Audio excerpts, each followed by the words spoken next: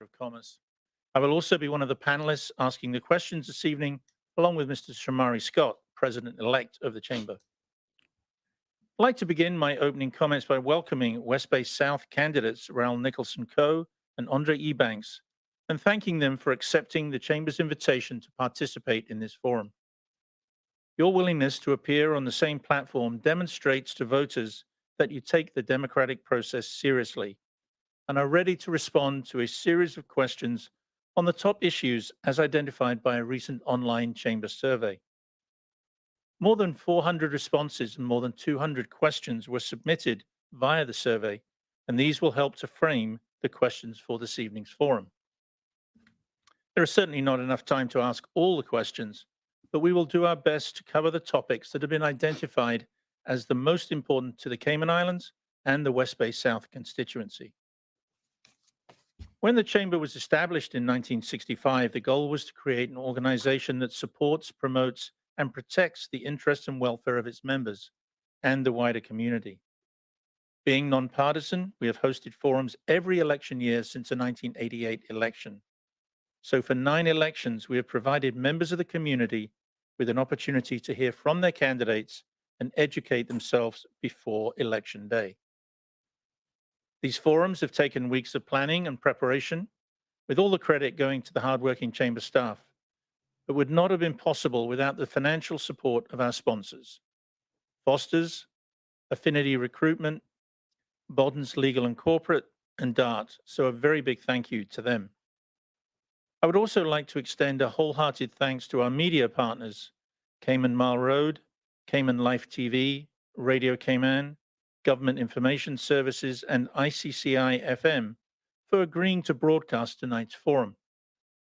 It is the first time that we have live streams of the forums on the internet, and we hope that this new format will enable even more people to watch them from the comfort of their own home. It is now time to begin this evening's forum. I will therefore turn the proceedings over to Will Pinot, CEO of the Chamber, who will serve as this evening's moderator. He will explain the rules of the forum and introduce tonight's West Bay South candidates. Good evening, candidates. The rules for tonight's forum are as follows. Each candidate will be asked a series of questions. You'll have 2 minutes to answer if you choose to do so.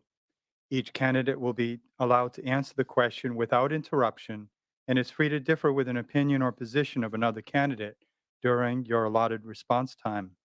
We're asking that you deal solely with the issues, and at the conclusion of the forum, you will each be given 2.5 minutes to deliver a closing statement. I'll now introduce our West Bay South candidates. We'll begin with Andre Ebanks. Mr. Ebanks has nearly 7 years of public service experience, most recently as the Cayman Islands representative to the United Kingdom and Europe, where he represented Cayman's political, policy, and regulatory affairs. He was previously Deputy Chief Officer in the Ministry of Community Affairs, overseeing the Department of Children and Family Services, the Needs Assessment Unit, and the Gender Affairs Unit. Prior to that role, Mr. Ebanks served as Senior Legislative Policy Advisor in the Department of Financial Services Policy and Legislation. Mr. Ebanks began his career at Appleby, Cayman, and subsequently worked in the Investment Funds Practice Group of Walkers, Cayman. With a Bachelor's of Arts in Sociology from Morgan State University and an LLB from the Truman Bodden Law School, and a master's in legal practice from Manchester Metropolitan University, he was called to the Bar of England and Wales by the Middle Temple in 2005 and the Cayman Islands Bar in 2006. Mr. Ebanks has been a council member of the Caymanian Bar Association, is a past member of the Cayman Islands Law Society, and a member of the Honorable Middle Temple in England. His community board memberships include Generation Now, the Human Rights Committee, the Gender Equality Tribunal, and Cayman Airways Limited. Mr. Ebanks is married with 2 children. Welcome. Thank you, sir. Mr. Raul Nicholson-Coe is currently the CEO owner of Catalyst. Previously, he was the CEO of Digicel Cayman and presently serves as a senior advisor to the board of directors. He was also the CEO at AT&T Wireless Singular in Cayman and the president and chief operating officer and director of Tele-Cayman Limited. His extensive experience also extends to a number of boards in both public and private institutions. He served as a trustee on the board of directors of the Chamber of Commerce Pension Plan and a member of the Cayman Islands Cycling Association. He is also a former board member of the Caribbean Utilities Company and the Cayman Islands Monetary Authority. Mr. Nicholson-Coe was also the deputy chairman of the Technology and Infrastructure Network team of the Special Economic Advisory Council. He is a board member of Big Brothers Big Sisters of the Cayman Islands and a trustee of the International College of the Cayman Islands. Mr. Nicholson-Coe holds a diploma in telecommunications engineering and has successfully completed executive management courses at the Wharton Business School, Heriot-Watt University MBA program, and the University College of the Cayman Islands. For the last 8 years, Mr. Nicholson-Coe and his wife Kathy have been major supporters of the John Gray Memorial Church Food Pantry, and most recently, Mr. Nicholson-Coe, Kathy, and Marcia Milgate have founded the Community Soup Kitchen in West Bay. Welcome both candidates, and when we return from this commercial break, we will begin this evening's round of questions. Please stay tuned.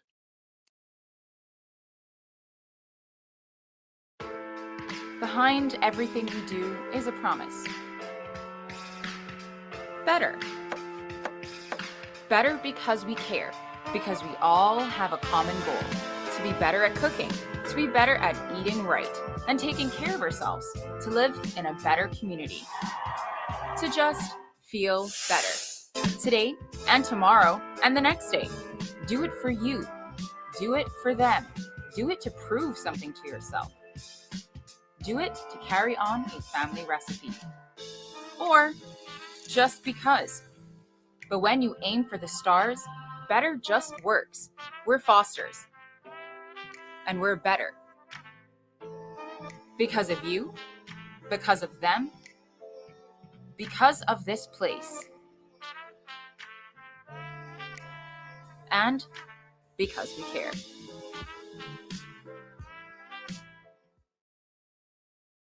Welcome back to the Chamber of Commerce Candidates Forum for West Bay South.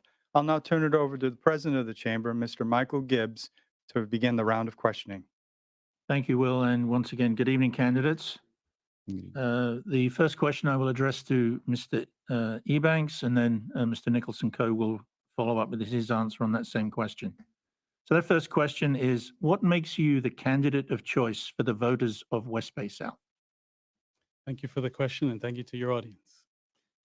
I believe that West Bay South and Cayman is at a crossroads. We've had long, complex problems that have existed for years, but the COVID pandemic has ripped the Band-Aid off of those problems. With a paused tourism industry and a challenged financial services industry, we are now seeing these problems come at us with intense velocity. I therefore believe we need the most qualified and most experienced hands on deck to take the country forward. I therefore believe I am the best choice for West Bay South on the following grounds. 1, I am a West Bayer. I've not only lived in the district, but I've also lived in the constituency. I come from a long, proud lineage where strength of character and uplifting your skills of your people has passed down from my great aunt, Beulah Smith, to my father and on to me. 2, I'm a blessed husband and a father of 2 young children, which fuels the passion in me to fight for their future, which is now at risk. That's why in 2014, I left a large law firm and a large salary to move to the Ministry of Financial Services to work for the country and the industry as a whole rather than one private enterprise. And then in 2018, I moved to the Ministry of Community Affairs to fight for the most vulnerable, to oversee the Needs Assessment Unit, Children and Family Services Department, as well as the Gender Affairs Unit. I then moved on to fight for Cayman on the front line in the government's London office, to be our representative, to walk the halls of the UK Parliament with class and integrity, to show them what Cayman is all about and fight on the front line. I therefore want to apply all of those skills to be a servant leader, to be the person who knows how to walk the halls between the ministers and civil service to deliver the service to our diverse constituency of West Bay South. Thank you. Thank you. Mr. Nicholson-Coe, same question. Thanks very much, Mike. Good night to everyone. Cayman is actually at not only a crossroads. We're facing unprecedented problems. Our elderly are retiring without any ability to fend for themselves. Our youth don't have any opportunities. Our kids are not being educated to a level that makes them effective in this new economy. And we need people like myself who have worked for the private sector at very high levels. I have 30 years experience at senior management level. I know how to implement stuff. I know how to implement ideas, strategies to make a difference. We don't need policymakers. No, we have fantastic civil servants who are great at creating policies and can know what the issues are. What we need are ministers and members of parliament that can implement, that can understand policy and deliver. What we need are CEOs running ministries that understand all facets of running a ministry. A ministry now consists of $120 million in expenditure. We need people that understands HR, understands legal issues, that can hire lawyers to actually help them, that can hire accountants that understand all aspects of running a business, because the government is a massive business. It's about $1 billion in terms of expenditure, 827 to be exact in terms of expenditure this year, USDI, which is about $1 billion US. So what we need are people that understand these issues, that can empathize with people. I've been through West Bay, from Chestnut Street in Badabanu to all up to Billam Anderson Road on Town Hall Road. I understand these issues. These are not people anymore. These are not statistics. I actually know their people by name.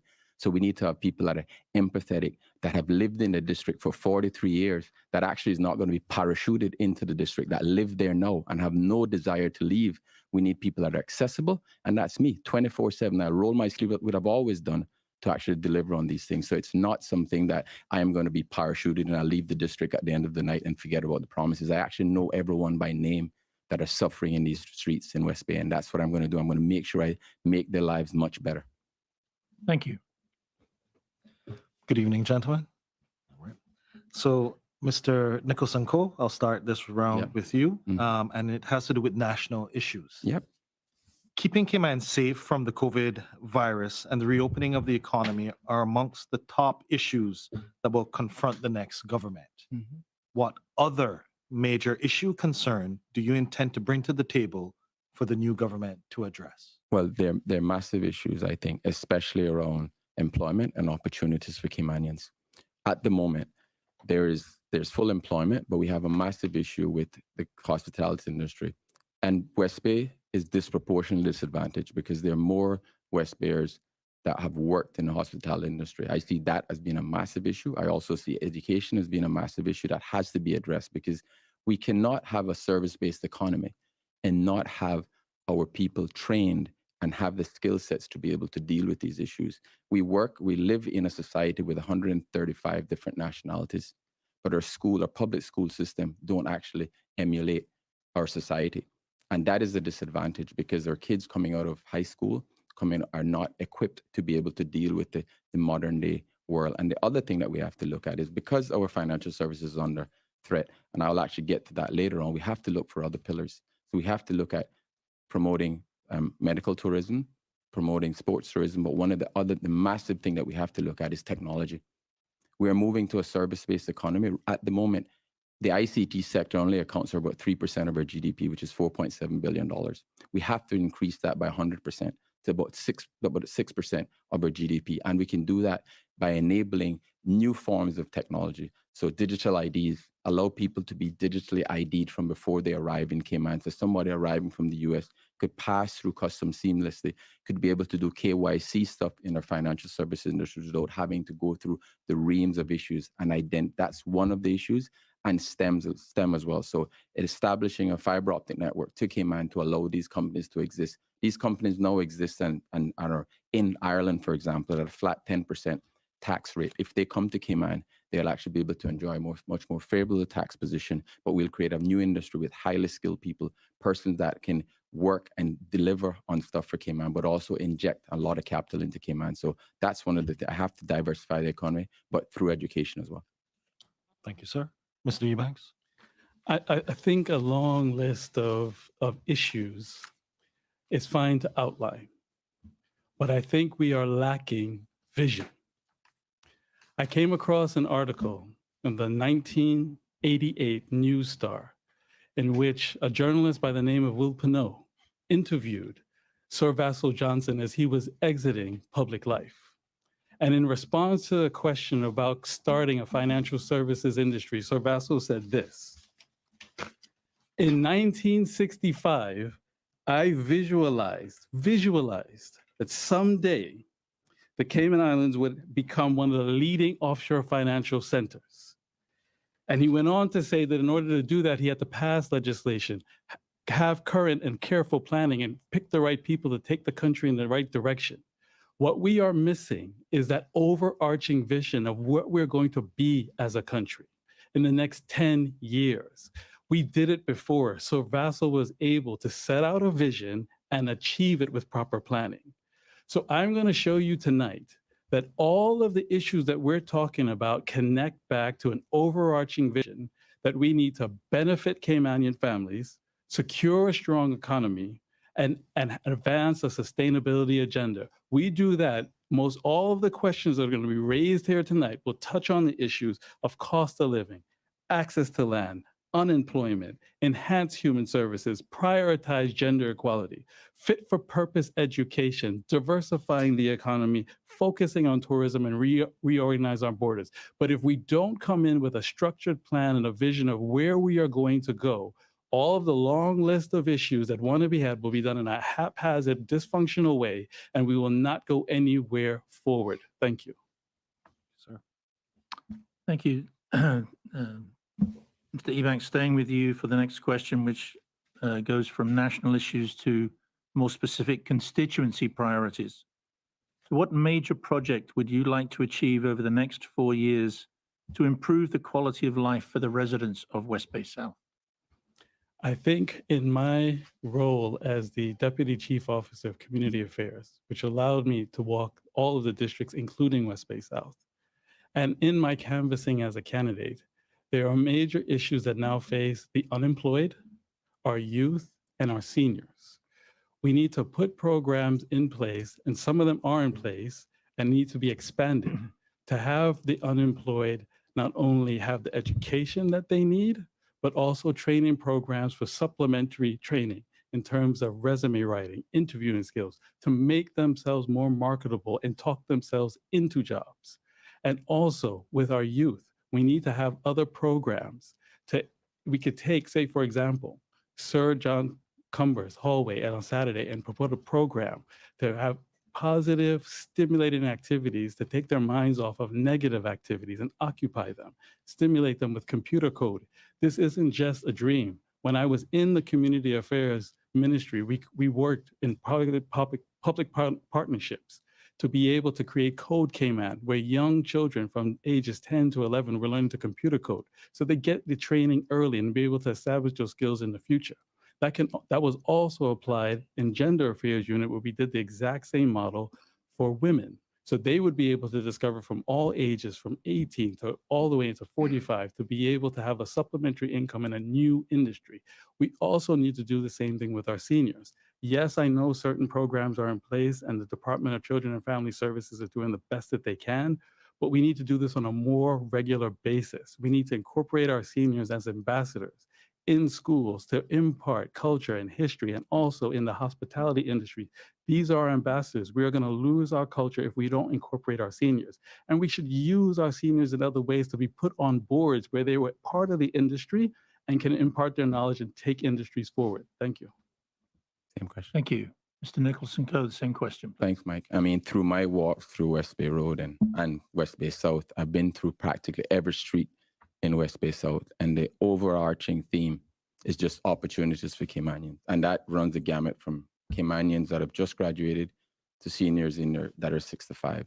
So we have to create a program to be able to help them. But more specifically, we have to create a program for persons that have been displaced as a result of the drop in tourism.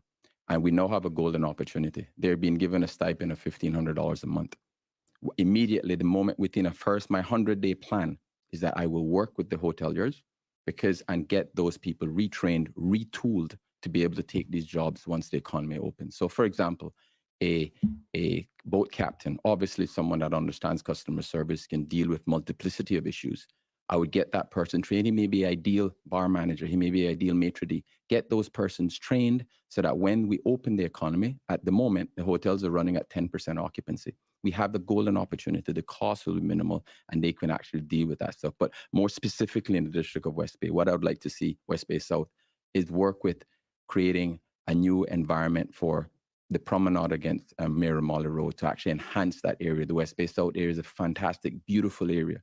We also should be looking at creating a multi-use hall that can be not only for meetings, but have a swimming pool. West Bays are known as seafarers. We're known as it historically. Why aren't we have the best swimmers? We have had heroes that have been known to swim during shipwrecks for hours or days in order to save their members. We also need to look for a facility for the mental health and to be able to support people, because we've seen a lot of that in West Bay and we need to be able to deal with those issues. But the opportunities exist for us to now retrain our persons that are in the hospitality industry and also to deal with issues. The John A. Comber Primary School is a massive issue there with food, a food program, and also literacy. So those are all the things that I'll be dealing with in my first 100 days when I'm elected. Thank you. And for this question 4, I'll start with you, Mr. Nicholson-Coe. Yeah. And it has to do with a question I think everybody will be interested in, coalition and alignment. Right. So many candidates in this year's election have identified themselves as independent. Mm-hmm. If elected, would you be prepared to join a coalition group party? And which ministry or position in the new government would you want to fill based on your skills and qualifications? Right. Well, given my skill sets, right, my skill set would be on infrastructure, development, and also on new technology. And that's where I would like to focus on new business development. Clearly, I'm an independent, a true independent. I had nobody on my platform from any other parties. These are independent thinkers, independent minds. And I think it would be interesting when people say that they're independent, they're truly independent, because if not, we're fooling the voters. And it's at this age in 2021, we shouldn't actually be trying to, we should be transparent, we should actually be candid, and we should be open about our allegiances. I have not had any discussions with any parties, but clearly if I'm going to be part of a government, I'd have to work with people that have the same philosophical bent in terms of from a social perspective, but also from a financial perspective. And those are the critical things for me. And also to be able to deal with things that don't create issues for Cayman and distractions to affect our brand. We need to work with people that are going to be honest, that are going to work together, and they're not distracted by other things. We need people that have demonstrated, that have experience, that have worked in industries, that are not there just to follow, but they're there to lead. Because what we're going to need are leaders that understand, that have been able to negotiate deals, that are able to sit with the new hospitals that are being built, that you're a part of, and to understand how can we make the agreements more equitable so that society benefits. Those are the sorts of things that I'd like to get involved in. That's why infrastructure, inward investment would be something that I would love to be a part of. But it's also important for us to understand that it's critical that when we have investors and when we bring these investors, that we work with them together to make this a much better place. So from a philosophical perspective, I'm willing to join a grouping of people, but they have to be with the same philosophical bent for me, socially, politically, ethically, in order for me to work with them. Thank you, sir. Mr. Ebanks. Thank you very much for the question. I find it a strange response to say that because you are currently working with people who may have been from other groups, that somehow makes you dishonest or an unethical character. Nothing could be further from the truth. This is a small community where people have come from different walks of life and different experiences.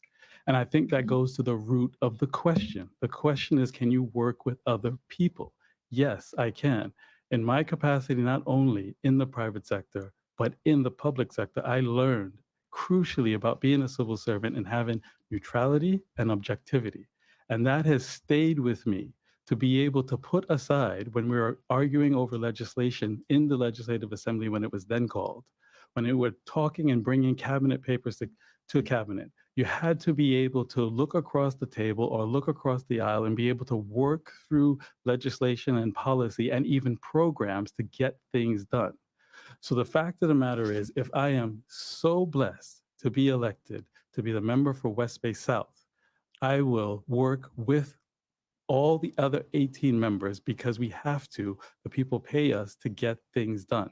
In terms of a coalition, I will be able to work with any individual who has come through the democratic process, but I won't and work with them, but I will not be led by anyone who doesn't share my principles and my values.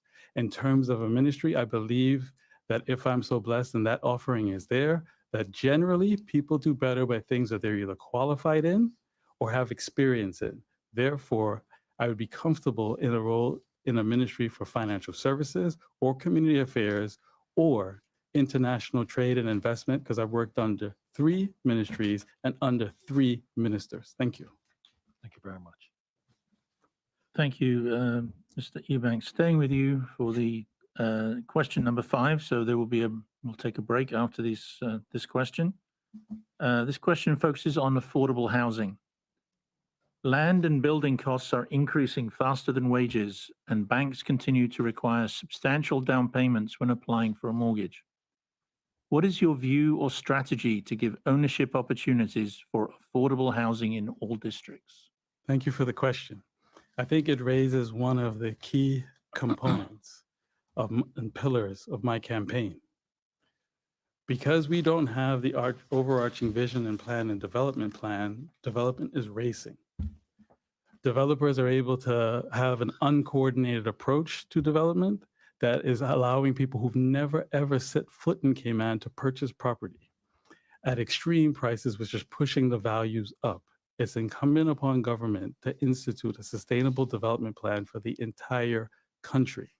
Thereby, developers know the rules of the road and are able to then, with private sector and citizens, to know what areas we're going to protect, what areas are fine for development, and then what types of development in zones. So to answer the question, while we have to have zones that are going to be for affordable housing, in order to convince developers to do that I've been in conversations with while canvassing, that's the appropriate use of concessions at that stage to work with Caymanian developers, not necessarily large foreign developers, but Caymanian developers.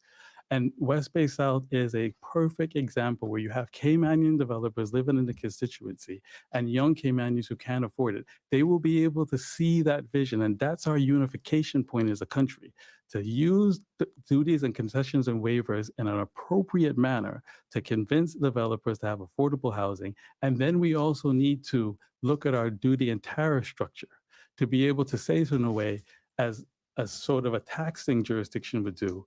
If we're allowing $400,000 as an allowance for first-time Caymanian buyers, why not apply and waive it as taxing jurisdictions do and say if the house is $550,000, why don't we waive the first $400,000 and apply the tax just to the $150,000 that's remaining? Because even though a Caymanian can come through the debt ratio analysis of the bank, they might not still be able to afford the ancillary costs. We need to lower those to be able to break Caymanians into the market. Thank you. Mr. Nicholson-Coe, same question. To answer the question specifically, which is to allow, how do we allow persons that can't afford a home? I think within my first 100 days of being elected, I'm going to reduce the import duty and tax to 7.5% stamp duty immediately. So immediately the cost of owning a home for a first-time buyer is 22.5% less. There are other specific things that can be done as well. As you may know, along the West Bay Road corridor, under the planning law, there is an affordable housing fee. That's a set fee paid for any apartment development that has 11 or more units. The problem with that is not a gradated scale. So you pay the same $20,000 per apartment, whether the apartment is $500,000 or it's $20 million.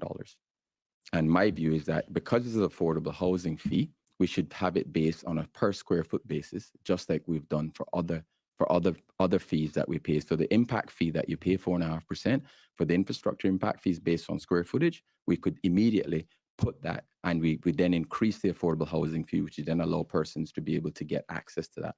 The second and more and specific things on persons that don't have high disposable income. For example, in the hospitality industry, they only allow your base salary to be taken as your salary to decide whether you have the proper risk ratio. I am going to suggest and work with the banks to say you take also the gratuities. So it's an average over a 12-month period. So immediately you raise the bar for them to be able to afford a much larger mortgage.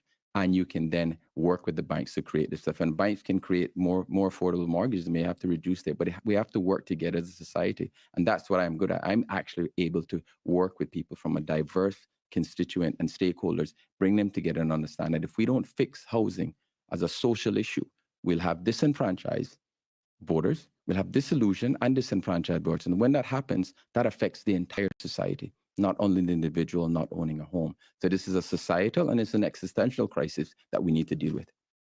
Thank you. I'd like to thank the candidates, gone through the first 5 questions for tonight's forum. When we return, the next 5 right after these messages. Thank you. Feed the family for less with Foster's Pick 5. Choose from a range of meats including chicken thighs, pork chops, ground meats, beef stir fry, sirloin steaks, and more, and only pay $19.99 for any 5-packs. The meat is always fresh and never previously frozen. It's the perfect way to stock up for the week. That's dinner sorted. Look out for Pick 5 in the meat department at all Foster's supermarket locations. Foster's, better value because we care.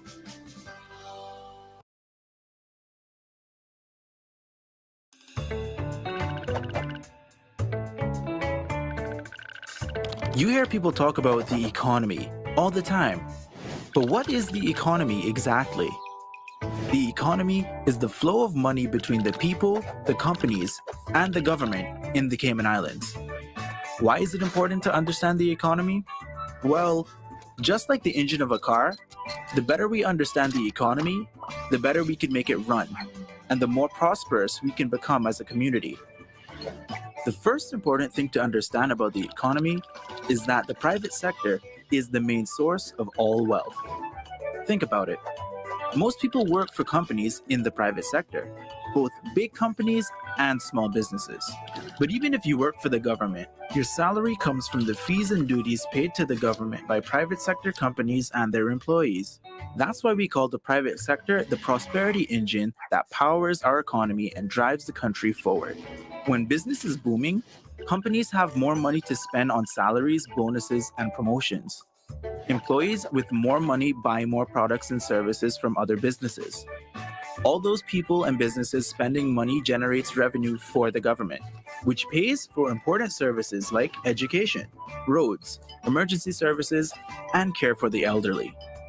So when the private sector is doing well, everyone does well. But when the private sector isn't doing well, like during a recession, the money dries up and everyone suffers. So when you hear people ask, how do we make our country more prosperous? The answer is pretty simple. Grow the economy. After all, you can't get more money from a system that isn't making more money. That's not economics. That's just common sense. In this video series, we're going to take a closer look at our economy to see how we can fuel our prosperity engine and how to make sure everyone benefits. For now, thanks for watching, and remember to share this video with your family and friends so they can learn more about our economic prosperity engine.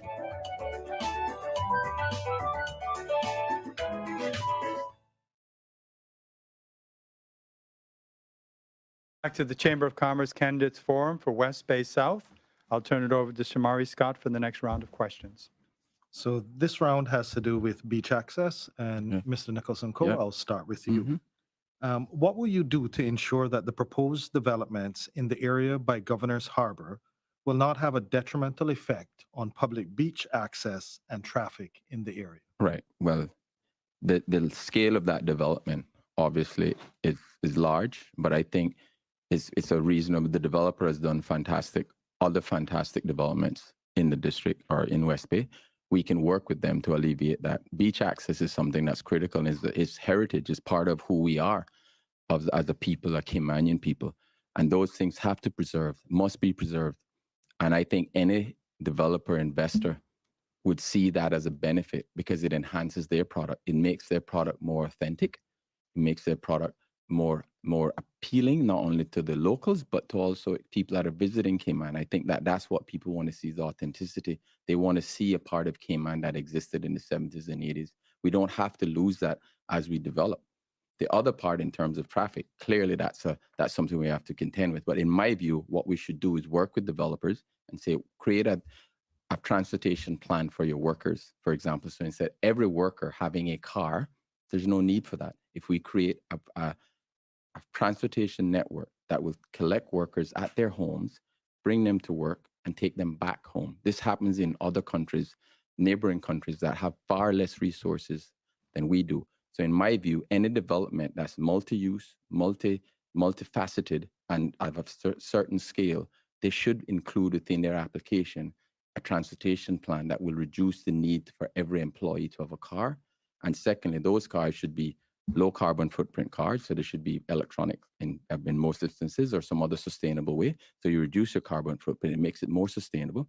And what we have seen, the trend in real estate and people purchasing and looking for real estate will see Cayman as a sustainable way of living, but also a sustainable place to visit, because people that spend money and looking to spend money in other countries want responsible developers. We want a responsible nation, because we have to preserve what we have. The 7 Mile Beach is an amazing jewel that must be preserved for generations to come. Thank you, sir. Mr. Ebanks? Thank you. As I mentioned at the outset, majority of these questions are going to link and return back to my premise. We need an overarching development plan. What is being discussed in this question is the current application by DART of a planned development area. That is essentially, at root, an owner saying, this is what I'm going to do with a block of land. What needs to happen is government say what's going to happen with the entire country's block of land and set the rules and parameters in place.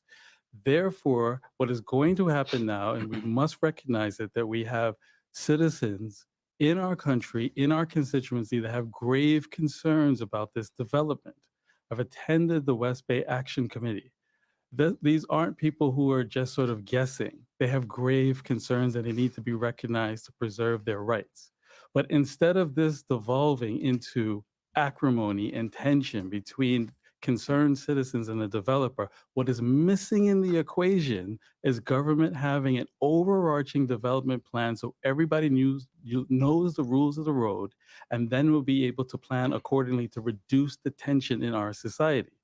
So when that plan is then promulgated, this question then becomes easy, because we've already worked out the mitigation of the traffic. We've already worked out the infrastructure and social economic implications to the project. And therefore, citizens are informed, beach access is appropriately protected, and we then move on as one society, rather than, where I can see where this is headed, an explosive exercise between concerned citizens and a developer, which is entirely avoidable. Thank you, sir. Staying with you, Mr. Ebanks, the next question focuses on the area of civil partnerships. And the question is, what are your views on the recently enacted Civil Partnership Act? Well, this matter arose when I was in my capacity as a representative for the Cayman Islands to the UK and Europe. So I saw it from that unique vantage point. I watched with close attention the debate that ensued in our then Legislative Assembly. I have to say that I can understand the views of hotly debated issue. And we are not talking about an us and them. We're all talking about people and their legitimate concerns around this issue. But as a qualified and trained lawyer and an ex-Human Rights Committee member, I cannot resist the argument that what this was about at base was providing equality of legal rights. There was a legal rights gap in our legislation which this fulfills, and I think it is time for the country to recognize that and accept it as the law. Thank you. Yep. Mr. Nicholson-Coe. Thanks, Mike. I don't believe in discrimination in any form, and I think that the law actually enshrines and creates a statute that protects not only same-sex couples, but also heterosexual couples as well, who are poor partners, and allow them to exist as one. And I think that as a country, we have moved to a place where we are a bit modern, we're more cosmopolitan, and it's something that as a country we have to understand that these things happen. And at this moment in time, it was the right time. I would have hoped that the Assembly could have actually arrived at a decision without having the governor enacting his powers to do what he did. But it's something that I feel that is right at this moment in time in our country. Thank you. Mr. Nicholson-Coe, once again, I'll Yeah. start with you. Again, Education is always one of the issues discussed and often criticized during the run-up to each election. right? What changes, if any, would you propose or support to improve public and private education? Well, the first thing actually, Shamar, this is actually a fantastic question. And this is when I look at education and I go back and look at when I was in high school and perhaps when you were in high school, our high school system was fully integrated. It was an integration not only from a student perspective, but also from a teacher perspective. We were able to get skills, acquire skills from teachers from all over the world. And I think that we have done ourselves a disservice by segregating our schools. The kids that are coming out of school now, unless they're exceptionally brilliant, right? They will succeed and they will continue to be successful. But there's a percentage of kids that are actually being disadvantaged because of an experiment, not an experiment. It was an economic decision that was taken that became a social disaster. Because we have kids that are coming out now that are not equipped to operate in this new world. And I would reintegrate the schools immediately, from primary schools to high schools. I would also ensure that we have a STEM program, not a STEM after school program, but a STEM program that's established from kindergarten up to high school. I would also integrate the two colleges, the University College and ICC. I would integrate and become one college, a University of the Cayman Islands. But not only are we looking to provide bachelor's degrees in others, but we also provide a trade program as well. A trade program that instead of people making $6, they can make $20 as an electrician immediately. And do this and destigmatize these jobs. These jobs are jobs that were done in the 70s and 80s. All the condominium complex that were built behind us were built by Caymanian tradesmen, like Mr. Jimmy Powell, like Mr. Walton. These were all people that built this country. Mr. Norberg Thompson. These people are all involved economically from an entrepreneurial perspective. And that's what we have to encourage, but we have to destigmatize it. And we also have to destigmatize people working in our hospitality industry by making sure that the hospitality training school is an integrated part of any new development. Thank you, sir. Mr. Ebanks. Thank you. It was obvious that this was going to be a question tonight, Shamari. And so I did a little bit of research to go back to prior chamber forums. Question arose in 2017. Question arose in 2013. Question arose before that. And here we are again. It's fair to say now we need a material departure from the existing system. Or guess what? 2025, you're going to be asking this question again. We now need to move to a system that takes education out of the political cycle and create an authority in which gives the educators a framework that they can operate in independent of the political process, where they can hire and fire as needed based on performance metrics and hard data, where they're given the resources. It is true that reintegration is necessary. What is happening now is we are examining in full throttle two Caymans. It's not only an educational problem, it's a sociological problem, and it's also a financial problem. You have persons who are working well beyond their means because they're deathly afraid of the public school system. That means they don't have disposable income for extracurricular activities, for extra resources. We now need to build a fit-for-purpose education system. We do not have the capacity at this moment to flick a switch and do reintegration full stop because it's not physically possible. But what we can do is set out a system based with public-private partnerships to create small schools. We don't need grand, huge schools. We just need to get started and have an education system that goes from age 1 all the way to seniors, where we are starting with early education, identifying issues, support services, STEM, blockchain, new industries, medical tourism, that have the framework to let our people loose. Thank you. Thank you. Our next question moves more towards the stayover tourism area. And obviously tourism is an important pillar of the Cayman Islands economy, with many small tourism-related businesses suffering as a result of the closure of our borders. What are your views about the timeline for reopening the borders to stayover visitors, I should say? As in my last post, having spent 9 months in UK lockdown when COVID was now being discovered and very scary, I can tell you that being in a country that's economically shut down, physically ill, and also playing on your mental health, this is not a game to be played with in the political realm. It has to be driven by the science. We have to increase our vaccination penetration deep, at least minimum the 70 percentile range, and also be studying the infection rates. But the border is two ways. It's also protecting who's in here and also who's trying to come in here. So we also have to work with the science to identify the jurisdictions that are coming in and making sure that that's adequately safe, that they have been vaccinated. And maybe we will be able to relax the quarantine period, but that will come with being vaccinated and then also being tested on both sides of entry, departure, and entry. So I cannot see that, unfortunate as it may be, that we can open up haphazardly because we do have a pause in stress tourism industry, and we have to do what we can and increase stipends to sustain folks. But if we lose the other engines of the economy that are working now, if COVID were to get loose, then we're going to end up in some of the situations of our sister overseas territories who don't have the luxury of those industries. And so they have to gamble. They have to try and open up because they have nothing else. And then they shut down again. Then they try and they get shut down again. We have to do this in a sustainable, sensible way, but take advantage of the pause and upskill individuals and get them back to work so that we're ready to work when we can open sensibly.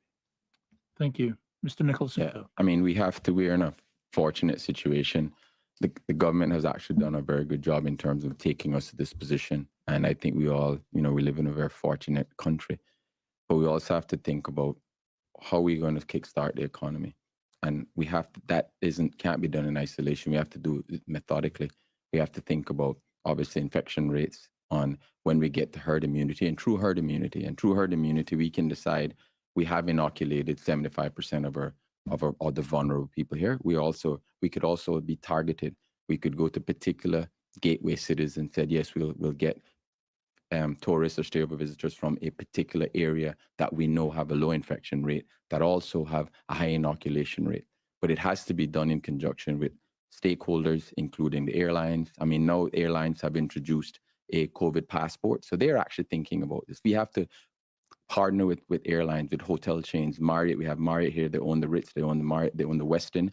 With Kimpton is a large hotel chain. They also have standard operating procedures in terms of how they get visitors. So we need to engage those private sector stakeholders and understand what their timelines are, because we now have a golden opportunity. We have a golden opportunity to change and create a paradigm shift in terms of what type of visitors we get in this island. We will have to reduce the number of tourists arriving on cruise ships. I think that market is gone for a very long time, but we could reposition ourselves to get high-end cruise tourism that actually remain on island for a longer period of time. Smaller ships, but they will actually remain and spend more money. So I think gives us an opportunity. But we have to engage. We have to use science, but we have to also engage our stakeholders, because these guys have millions and billions of dollars at stake. We need to work with them. They have best practices, and we work with those people, making sure our medical facilities are up to speed, but have a timeline. Let's set goals. Let's set objectives, because the goals can move, but let's set at least an objective. This is when we'd like to open up. These are all the steps that we need to do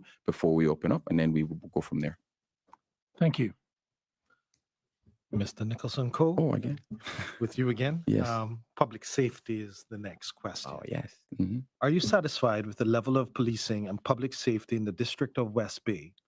What improvements, if any, would you advocate if elected? Well, public safety in West Bay, public safety generally is something that we have to look at across the board in West Bay. I think clearly we always think we need new police officers, but in my view, we need more technology. We need to employ technology to help with crime prevention. Yesterday, ironically, as I walked through, I actually visited a home, and they said there's people speeding along this road continuously. And that's one of the recurring themes in all of it. But we can use technology. We can't continue to hire officers. Officers need to actually do the paperwork. But if we employ technology, for example, to have speed detection cameras, and we have cameras now. We can upgrade them. We can put them on every street in West Bay to be able to prevent crime. And what we'll do, we'd go into preventive then, as opposed to reactive. The moment a crime is perpetrated, we then have to go through investigations. We perhaps incarceration. You put somebody in jail. It's $70,000 to keep them in jail. What if we do something that prevents people knowing that if they do something, they will be caught, and the investigative process can exist and it will provide. So technology is critical. We can also employ analytics as well. We need to employ analytics because statistics can show where propensity to actually commit a crime. We know a lot of these things exist. We can go to find best practices in other countries that have employed technology. So I don't think the policing at this stage could be better in some areas. Of course, it can be better. It's never perfect.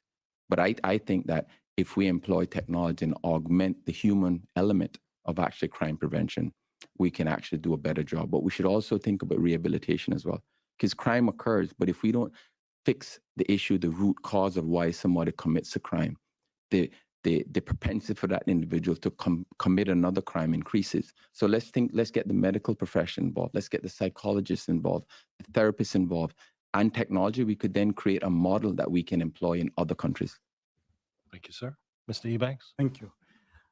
Technology and stats and analytics are all well and good, but we are a small community.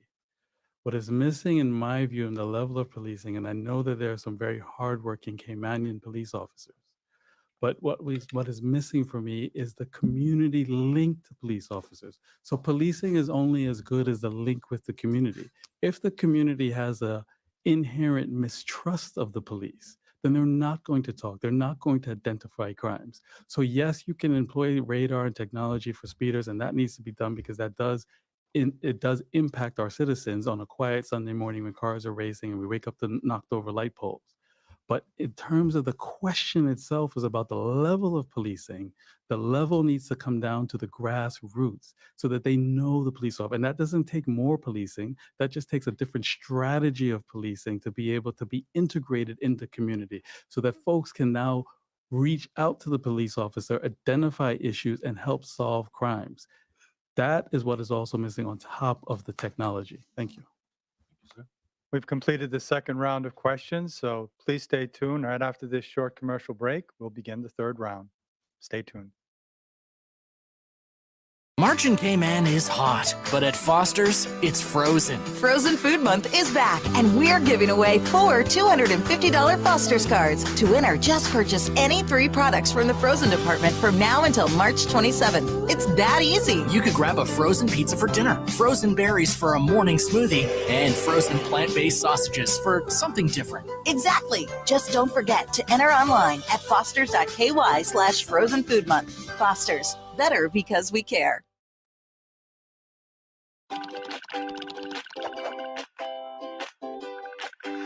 Here in the Cayman Islands, the private sector is the prosperity engine that drives the country forward. Just like a real engine. The better we understand how it works, the better we can make it run, and the better off we'll be. To help illustrate how our economy works, let's take a step back in time to when there were only a few thousand people living in Cayman. In those days, most people survived by fishing or farming for food. It was a simple, wholesome life, but it was a lot of hard work. Most people bought what they needed from their neighbors. As people bought and sold things, their individual wealth went up or down, but the overall wealth of the country stayed the same. In a simple economy like this, the only way one person could increase their wealth was by reducing someone else's. In order to increase the overall wealth of the country, one of our Caymanian ancestors would have to sell something, a product or service, to someone somewhere else, and bring that money back home. In other words, we would have to export something. In those days, our biggest export was labor. Men worked overseas or on the seas and brought the money home, thereby increasing the total wealth of the country. Although the economy is much bigger and more complex today, these same principles still apply. Every time a company in Cayman sells a product or service to a customer overseas, the overall wealth of the country increases. Once it's here, it flows around the local economy between the government the people, and the companies, and becomes a part of our society's wealth. The two biggest sources of income for our economy today are financial services and tourism, often called the pillars of our economy. Tourists come here and spend their money. So all of the tourism companies like hotels, restaurants, buses, Stingray City Tours that make sure our visitors have a great time are helping to increase the wealth of our country. Just like tourists, clients of financial services firms come here and spend money too. So all of our financial service companies like insurance companies, fund administrators, lawyers, and accountants that facilitate investment transactions for people and companies around the world bring money into the economy and increase the overall wealth. The point is, if we want to increase the prosperity of our country, the best way to do that, in fact, the only way to do that, is to grow the private sector.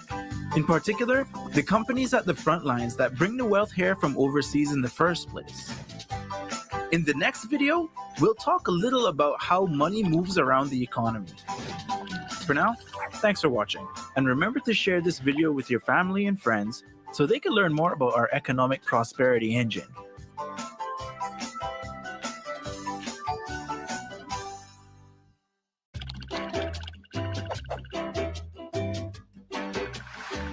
In the last episode, we learned about the important role of companies here in Cayman that do business with overseas customers and generate new wealth for the Cayman Islands economy. But what about all the other companies in the Cayman Islands? How do they fit into our prosperity engine? Every business in the Cayman Islands falls into one of three groups, or tiers. Each tier plays a critical role in our economy.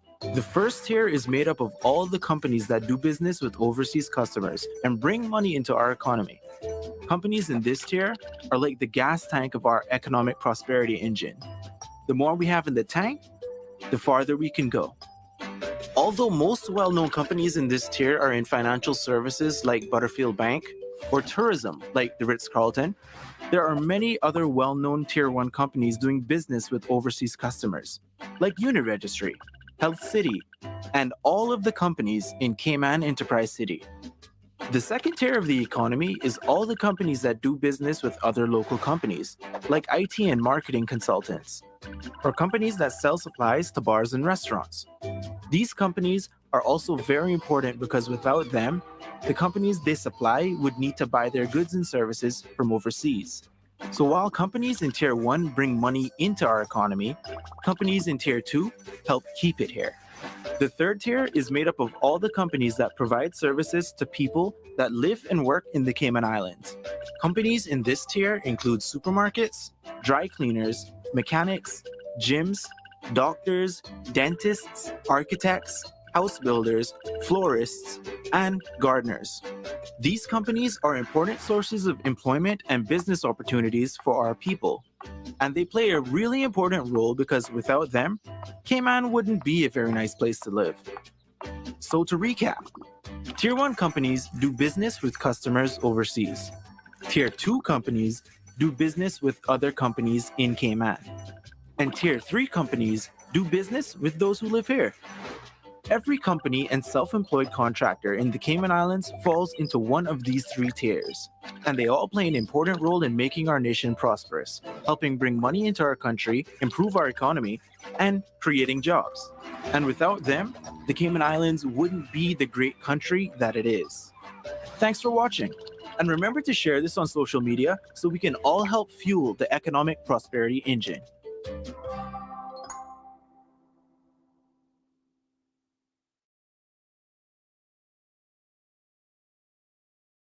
Welcome back to the Chamber of Commerce Candidates Forum for West Bay South. I'll turn it over to President Mike Gibbs for the third round of questions. Thank you, Will. This next question will be addressed as previously to Mr. Ebanks. Focuses on minimum wage. What are your views on the current minimum wage of $6 per hour and the knock-on effect to the cost of living of any future increase? Thank you for the question. This is a subject that is indicative of something that happens in Cayman, whereby minimum wage needed to be instituted. It took a very long time to get there. And now that we get there, We can't let what's happened in other areas just lag and we not make appropriate modifications. We can't let this, particularly when we're in the middle of a global pandemic, to just sit. The current framework allows for a review of the minimum wage. That should go forward to find out what is now reasonable, acceptable to move to institute that, because the only other way to deal with the cost of living is to increase earning power. And if we don't do that, then those who are facing the reduced wages will feel the harder pinch of the cost of living. So we need to, in rapid fashion, conduct that review and be able to make appropriate modifications to increase the minimum wage where suitable. Thank you. Thank you. Mr. Nicholson-Coe. Yeah, great question, Mike. I think we need to move from a minimum wage to a livable wage. We need to look at that as a livable wage, because that creates a lot of social problems as well. But irrespective of whether you increase somebody's wage, you also have to look at the cost base. So coupled with that, we have to look at some way in reducing the cost of basic goods. So review the custom tariff laws, understand those laws. I mean, there's some anomalies that I have seen in the law in which it states that you have salted eggs, fish rolls, which is at 0%. That's caviar, right? In my definition, the people that actually can afford caviar can actually afford to pay duties on it. We need to look at it and make it a more equitable approach. So increasing somebody's wage, you actually the push-pull economic issue can create inflationary pressures as well. And we don't want that, because that invariably will increase prices, will reduce the ability to their disposable income. But if we create a system where we look at cost of living at the same time where we look at increasing wages, we actually can then find some equilibrium where the shocks to the market could be lessened. So that would be if there'd been a consumer protection legislation created by 3 QCs that actually hasn't been enacted. And we need to start looking at these types of legislation. I think in 2017, it was actually done at 3 eminent QCs and 2 other lawyers. They have looked at all aspects of consumer protection. And I think when you see the current stakeholders that are based on economics or on persons providing services, they would see the benefit of actually looking at this so that it makes their product more accessible, and we have a society that functions the way it should function. So it should be a livable wage coupled with looking at cost of living. Thank you. Yeah. This is question 12, and it has to do with the environment. And Mhm. Mr. Nicholson-Coe, I'll start with you again. West Bay South includes some of the most developed and highly sensitive environmental areas, with some of the last remaining mangroves along the West Bay Peninsula. What is your view about the ongoing and future development of this area? Well, I think that sustainability is critical, and we can't look at sustainability purely from an economic perspective. We have to look at it from an environmental perspective. So there's certain areas in West Bay that I have been through. Barkers, for example, I actually ride my mountain bikes through there. It's a pristine, amazing place that should be left untouched. We have to also look at expanding the areas that are now protected for sea life, and understand that those things have to be protected. But we also have to decide all people that actually make a living through the sea. Some of my supporters are fishermen, and they make a living through the sea. They understand that they respect the sea, but they also make a living from it. So we have to, as a country, just like we provide subsidies to farmers, we also have to think, if we're going to diminish the ability for a fisherman to actually increase his catch and have him to respect the environment, we must do so by helping them to augment their salaries. We also see in countries, there are examples of environmental disasters based on economic realities. If you fly over Haiti, I don't know if you ever had the chance to fly over Haiti, but there's a distinct line between Santo Domingo and Haiti. And the reason why there's a line is because people chop down the trees to be able to feed themselves. If they had the ability to provide for themselves and not having to destroy the trees, there wouldn't be a need. So let's empower our people, provide them with economic incentives so that they don't have to look to the environment for subsistence. And that's my view, but it has to be protected at all costs. But we also have to think of the human cost as well, so that the 2 things can work in parallel and we can work in sync and complement each other. Thank you, sir. Mr. Ebanks? This issue is not just near and dear to me as passion. It's one of the central points and pillars of my campaign. If there was no COVID, the environment would be the marquee geopolitical issue by far. In order for us to capitalize on this as a country, we already have a 2011 climate change policy that's in draft form that has not been fully adopted and implemented. We need to make appropriate modernizing changes to that policy and get started on climate change. Other jurisdictions are so passionate about this, including the UK, that they actually put this subject area under the equivalent of a chief officer who's under the leader of the country because it gives it that prominence, and then create a cross-ministerial team. So that climate change chief officer or czar is now checking in as a list of all the things that all the ministries need to do to adapt to that policy. Because whether we like it or not, climate change impacts and permeates through every ministry. In order to do that, that would then flesh out the areas that need to be protected, like Barcas, like other areas where we need to protect our natural resources. It also then changes the image of the island. If we now, and I can't see any reason why Cayman can't be the regional leader in climate change, we then uplift and change the image of the country. Internationally, I can tell you from being on the front lines, we are looked at as some tax haven money pit. If we are now the regional leader in climate change and show how we're taking in our backyard, the issue is smacking us in the face. Look at the landfill today. How long are we going to wait and have parents hustle to get kids out of school? We need to address this issue now and change this country. Thank you, sir. Staying with you, Mr. Ebanks, changing tax somewhat here, moving to health insurance. Health insurance premiums continue to increase annually for many businesses and especially for persons who reach retirement age. What improvements, if any, would you propose to make health insurance more affordable for businesses and retirees? This question is another one of those questions, like education. If you go back and look at the Chamber's last two debates, the last two election cycles, not this cycle, the last two cycles, so 8 years ago, this question continues to plague us. We have to get serious and first admit to ourselves that the current system is not sustainable. If we can at least agree on that vision, that overall premise, then we need to start looking at alternative systems. Systems that either we have a universal plan, a base plan that everybody pays into, and that if you have additional income or if you're in a higher economic tier, then you can maybe have private insurance on top of that. But we have to take care of the entire country first.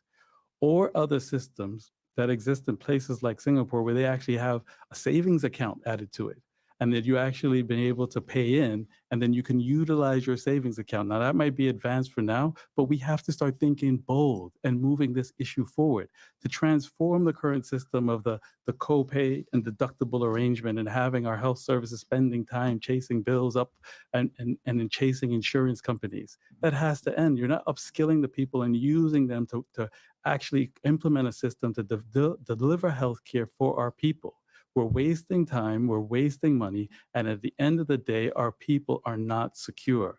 This has to be a marquee issue of the next government. Thank you. Mr. Nicholson. Thank you, Mike. Well, actually, I don't think we need to do a study or a research on this. We don't need to do another paper. We don't need to do that. We know that this isn't working. When I walk around to the districts and I meet people, they actually are seniors that cannot afford healthcare and are suffering as a result of that. So we don't need that. We know that. We know empirically we have it. Anecdotally, we know that it doesn't happen. But what we have 5 hospitals here that are world-renowned hospitals. What we should do as a country, we should pool resources and find the best hospital that provides a particular service with the lowest cost. So let's find center of excellence, and instead of everyone doing oncology, find a particular hospital that is great at oncology and let that person be the systems expert. And they will then have the economies of scale to be able to reduce costs and provide seniors, specifically seniors and the vulnerable and kids, with a lower cost of delivering healthcare. The other thing that we should do is actually create a pooling of resources in terms of purchasing power. So instead of each individual hospital purchasing their pharmaceuticals, we purchase it as a country. Immediately, economies of scale chip in, and the price of pharmaceuticals and drugs will decrease significantly. We could then work with with the insurance industry and look at how do we create an HMO perspective and look at that and create a model that fits Cayman. But I think we have to think in the future as well. Let's create a sovereign wealth fund that can deal with these issues. The cost of healthcare isn't going to drop. We know 7.9% of the population is above the age of 65. That is going to continue to increase. And the cost of delivering health services to those will continue to increase. So let's create a sovereign wealth fund, use whatever surplus we have, and put that in and invest it privately, and to allow government to be able to provide these services in the future without having to tax businesses to do it. Sovereign wealth fund work. We know it works in places like Norway. Norway has one of the largest sovereign wealth fund, is $1 trillion. If they liquidated that fund today, every Norwegian will be a millionaire. I'm not saying we're going to get to that, but we have to start thinking not in 4 years' time. We need to start thinking generationally. Thank you. The next question has to do with youth and youth matters. And Mr. Nicholson-Coe, I'll start with you again. Yeah. What do you regard as the top 2 issues facing our youth today, and how do you intend to address these concerns? Well, to be honest, the top issues facing the youth today, I mentioned education, but opportunities for when they become educated. It's unconscionable to have a Caymanian individual. We have a young Caymanian supporter of mine, voter, who is a high school graduate, an exceptional student. It's not fair for her to have sent out resumes to many different companies and not be given an opportunity for an interview. We cannot develop as a country in that way without taking care of our youth.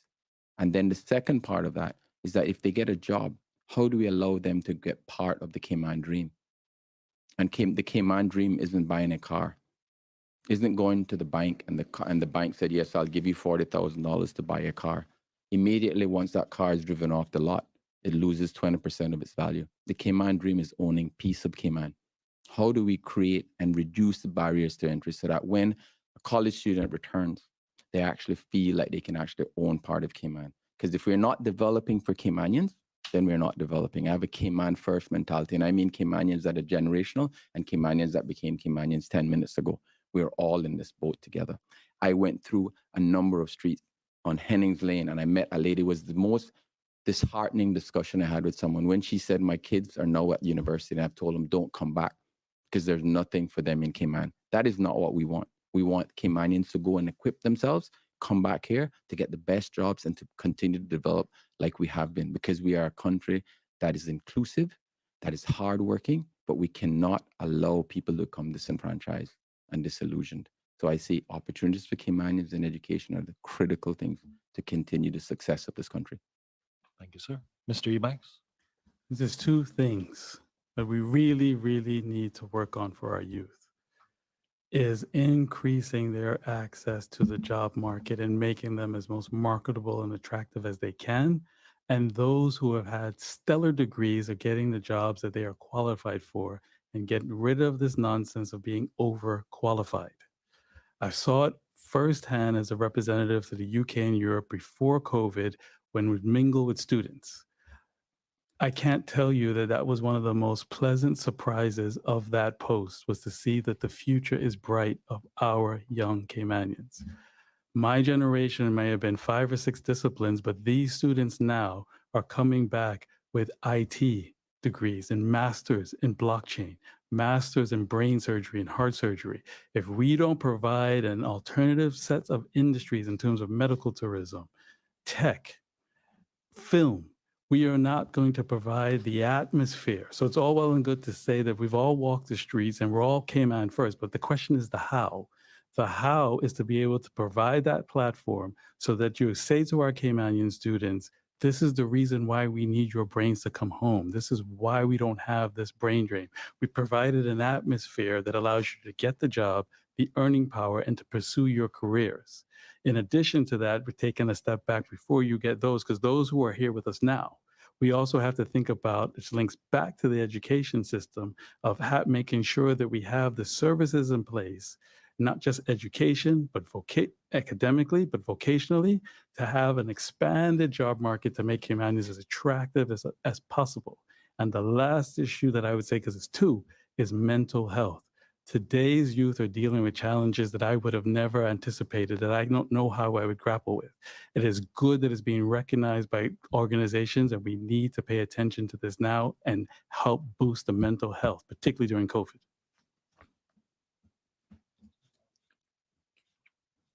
Staying with you, Mr. Ebanks, the next question is actually the 15th question, so we'll take a break after this one, is on the future of financial services. Given that financial services is critical to the island's economy, how do you think the country should respond to the FATF grey listing and the European Union's intention to blacklist us, even though we have met most of their requirements? Thank you for the question. This is another central pillar of this campaign, is to secure a strong economy, and partly doing that is securing financial services. It is unfortunate. I was on the front line and witnessed the hard work of our many civil servants and private sector participants to work extremely hard to get from 60 out of 63 recommendations, and to fall short by 3 hurts. But it does mean that, unfortunately, according to the standard, we are going to be gray listed. We have to do everything in our power to meet those recommendations. And some of them are going to take longer because some of them they are all related to performance. So some of them are in relation to whether or not we've had enough prosecutions here. You can't invent prosecution. All that we can do is put the tools in place to be able to try to get off as quickly as possible. The EU, on the other hand, is not as structured and format and prescribed as the FATF. So what that's going to require is engagement with the EU to understand how little we fell short, how not difficult it is for us to mitigate these risks so we are not as large as a threat. But there's a more fundamental issue here, because our country, and I've seen it firsthand in my post representing us in front of the EU, is going to face continuing waves of regulation. What we need to do, and what I've seen work, is proactive advocacy that's data-driven, where you have the Monetary Authority, you have the Financial Services Ministry and industry bodies, Chamber included with Cayman Finance, to be able to put up proactive arguments to the EU. They're always going to continue to suggest that we do things their way. We need to take a step back and analyze each proposal and say, well, if it strengthens our regime, then we will tailor it accordingly and we'll do it. If it doesn't strengthen our regime, we need to put forward and advance the arguments to say why it is not suitable for our jurisdiction and prevent it before we have a fire and we're trying to put it out at the last minute. Thank you, Mr. Nicholson-Coe. Thank you for that. The financial industry is critical to Cayman. Roughly 60% of Caymanians are actually employed in that industry. It provides 60% of our GDP, which is $4.7 billion. But we didn't actually have to go on the grey list, because what they wanted us to actually regulate the private funds. This should have been done. We got off in October last year. As a result of the private funds being registered, government revenues went up by 40 million. Had we done this 10 years ago, it would have been $400 million. Could be $1 billion fund created to actually help us to sustain some of these social issues that we're having to deal with now. So it is important that we look at this, but we engage the right people to actually, this is a very complex matter that needs expertise. The top 5 firms that are in Cayman employ roughly 1.2 million employees throughout the world. They're grappling with these issues daily, not only the issues today, but the issues that are coming up. So we need to be more collaborative with them and work with them and be able to understand what is the next step going down. We're playing a chess game here, and we have to be ahead of the game. We have to ensure that we think of who is the expert and employ those people. These are all because they have a vested interest as well. So look at the private sector to get this. It would also be interesting. Andre said that he was involved. I would like to find out publicly whether or not he signed a letter or penned a letter which actually recommended that we not sign up and regulate these funds. Because had we not regulated these funds, Cayman would have been put on a blacklist for an extended period of time.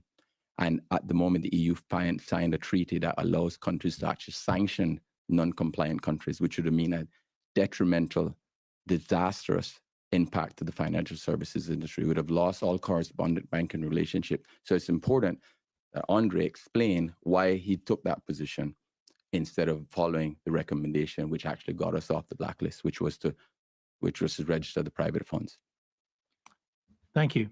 3 rounds of questions. We have the final round coming up right after this short commercial break. Please stay with us. At Bay Market Cafe, we know life can get in the way of good food, so we're here to offer a hand. Online ordering is back, and this time, it's better than ever. If you overslept and are running out of time, order online and pick it up. Raining? Get it delivered. On your way to go there or do that, order and pick it up. Sun scorching? Meeting? Get it delivered. That way, you can spend more time doing this or that with him, her, they, and them. So whether you need your morning coffee, you're craving a red velvet donut, ramen, a lamb burger, or a falafel pita, order the food you love and skip the line. Pick it up or have it delivered. That's Bay Market Online.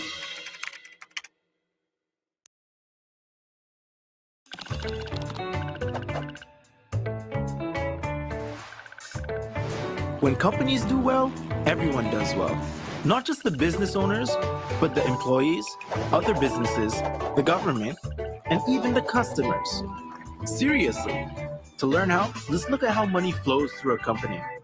When a company sells its goods and services, they receive money, which is called revenue.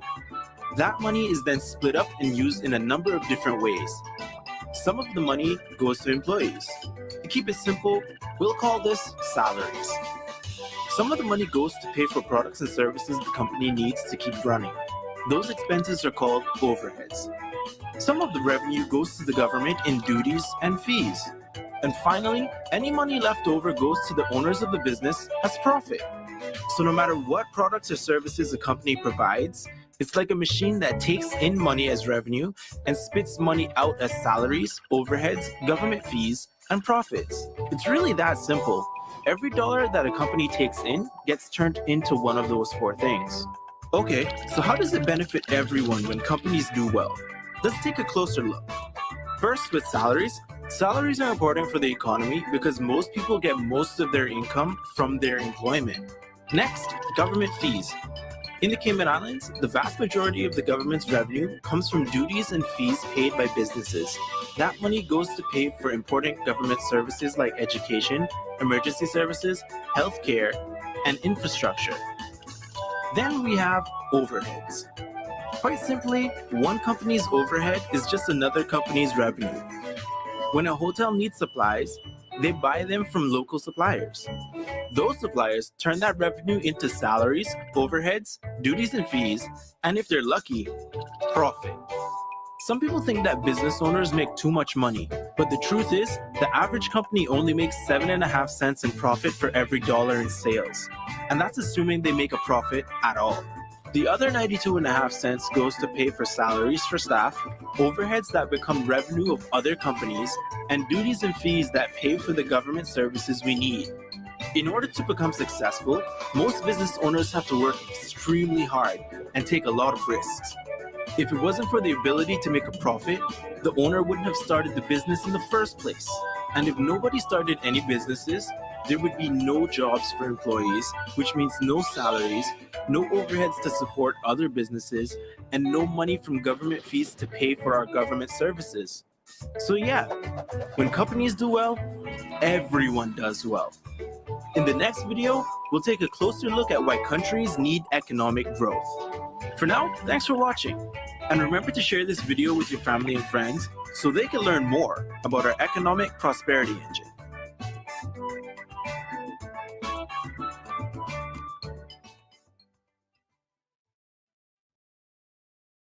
Welcome back to the Chamber of Commerce Candidates Forum for West Bay South. For the final round of questions, we'll begin with Mr. Shamari Scott.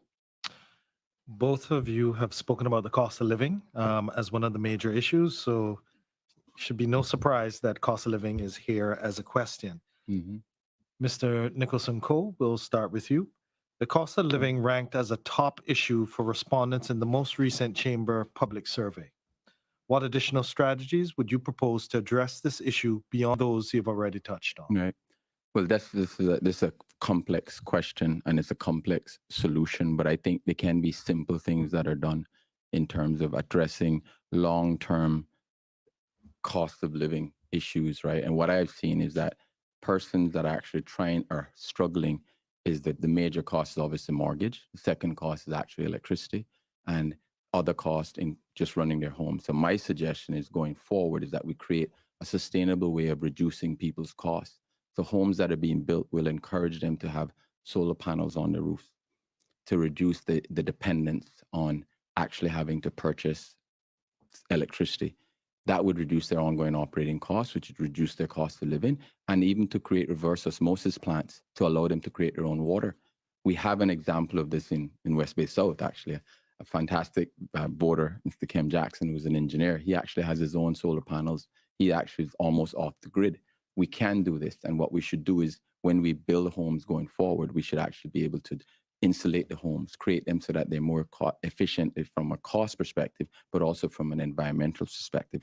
Those are one of the things. The other thing that we should actually do is actually look at creating a fantastic and a world-class transportation system. So there's less reliance on your private cars, so you don't have to use fuel. You'll get a world-class, fantastic buses that actually emulate and create an environment where people would use the buses. That would actually reduce transportation costs. We could also looking at reducing cost of bandwidth and technology by bringing a cheaper bandwidth into Cayman. There's communications is critical going forward, and people use this for their businesses, but we'd have to create those things to allow people to be able to take advantage of these things by being creative in terms of what we do. Thank you, sir. Mr. Ebanks. Thank you very much. I think that there are three main ways, and we can be more specific here. I think there are short-term, intermediate term, and longer term. In the short term, it's in our power now to review our duties. It is a system whereby it is our consumption tax model. We need to give it life and actually use it in a manner in which direct taxing jurisdictions do the same thing in order to provide economic relief in certain times and also to motivate certain behaviors. So there are now a disproportionate cost on certain duties and certain goods and services that need to be looked at so that you can offset and provide relief for those who are on the lower economic tier and raise certain other items on those who are in the upper economic tier without impacting government revenue. In the intermediate term, we need full implementation of the national energy policy so that we can reduce the cost of energy. Not just and government should be an example of this and put solar panels on every government building to encourage the private sector to move along. And in the longer term, we need to increase the earning power of Caymanians. The only other way that people will not feel the pinch is for their earning power to be increased. And we do that through education and jobs. Thank you. Thank you very much. The next question, staying with you, Mr. Ebanks, focuses back on some more of the environment and the future of Barkers. The head of Barkers is in the constituency of West Bay South. What is your view about the future development or preservation of this valuable natural resource and treasure? I return again to my answer, and I've repeated it from the outset, that many of these questions are going to connect back to the exact same issue. We need to enact our environmental policy that's been sitting on a shelf and have a sustainable development plan for the entire country. That way, whether it's West Bay South and our precious that should be a national park and untouched because of the value, if you read the Department of Environmental's reports on Barkers, you would be able to see how valuable it is in terms of marine life. It has to be protected. It also will go towards our agriculture, food security, and life. So let's zoom out for a second and not focus on just one constituency. It's the entire country where we have to protect our environment. I said it before, and I'll say it again. It is the marquee issue if there was no COVID. Later on in this year, the UK is going to try to represent all the overseas territories at the UN COP26 in Scotland. that is going to be an ample opportunity if we really get our arms around the environment to showcase Cayman in all its glory and go back to my plan of being able to change the image of the country. Thank you. Thank you. Mr. Nicholson-Coe. My answer is very simple. Yes, we have to do everything within our power, and not because it's the beauty of it, but when you walk through or use your mountain bike and ride through it, it's just an amazing place. There's a particular pool that actually sits on the northern end of it, facing North Sound. It's like a natural harbor, and it's the most amazingly still zen place. I used to ride my bike, and I would stop there with my son about 4 years ago, and we'd sit and just watch. It's just so beautiful. The fish life, the marine life, the flora and fauna is actually absolutely amazing. And the amazing thing about that is that it's only 8 minutes from here. So a stay-over tourist can actually go and see something is an untouched environment. And that is what I think when all the research that I have done in terms of people visiting a country, they want authenticity. They want to see the real Cayman Islands when they come here. And Barker's provides them with an immense array of amazing natural things that they can enjoy. And it's a historical thing. It's something that has been in Cayman for such a long time. It has a special place in everyone's heart, I think. And I think we need to promote that and promote the aspects of that particular unique gem that we have. And so there's no if, and, or buts. It's just, it has to be done. And it has to be done in a way that don't diminish the ability for us to market it as well. Because we don't want hundreds of tourists going there. We have to be careful in terms of not overpopulating it and making it diminishing the guest experience. But we have to preserve it. I enjoy it myself. It's 2 minutes away from my home. Okay, thank you. Mr. Nicholson-Coe, this is the 18th question. It has to do with employment. Mm-hmm. With regards to the new Department of Work system that has been implemented in recent years, do you consider the system a success?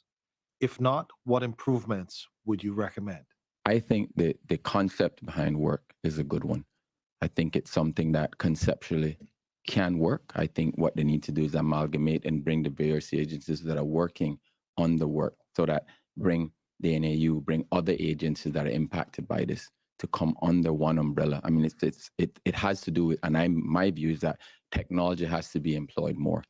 There can't be varied system not speaking to each other and not having the ability to integrate it, because we have fantastic people working in work, forget the pond, but those people are hamstrung.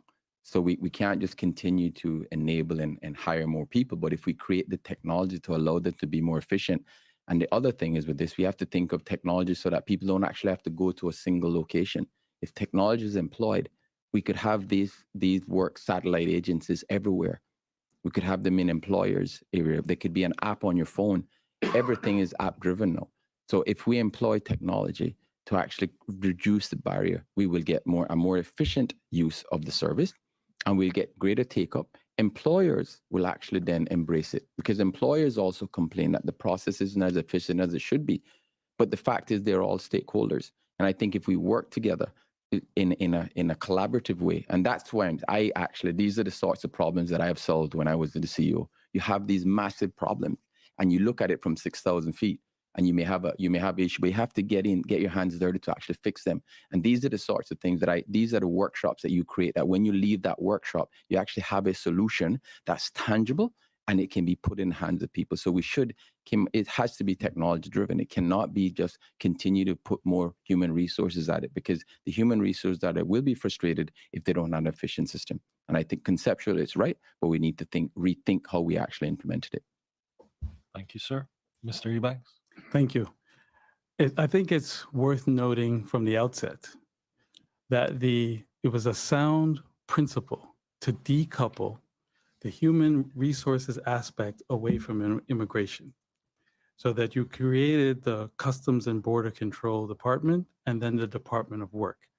So that, in my view, was fundamentally sound. But the issue isn't the technology, is using technology.